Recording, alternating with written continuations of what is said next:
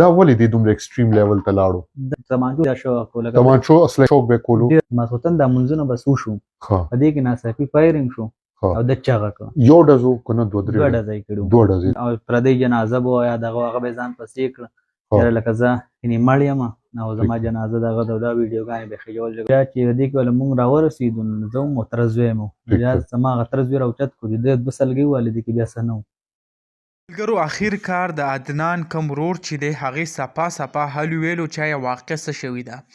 داسې چل شوی دی عدنان رور هغه ویل په ویډیو کې چې دی له مونږ د ترور لور هغه کړې وه، یعنې کوژدن د دې شوي وه، خو صرف واده هغه نو شوی وای، هغه هم دا په خپله لګیا و او ځان له چې کوم دی کاڼي ماڼي هر څه راټولول، ویل چې ځان له کمره جوړوم او بیا واده کوم.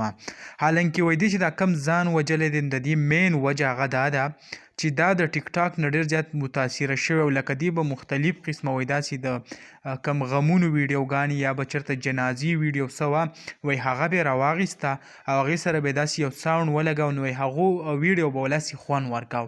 نو د دغې وجې نه چې کم دی دا متاثره شوی دی، یعنې مونږ به لنډه دا ووایو چې دا هغه متاثره شوی دی د ټیک ټاک نه او د ټیک ټاک په وجه باندې هغه ځان وجلی دی، صرف او صرف په دې باندې چې لکه زه پاریو ته لاړ شم. پاریو ته خو اوس لاړو، خو هغه پاریو ته لاړو چې مکمل پاریو ته تللی دی.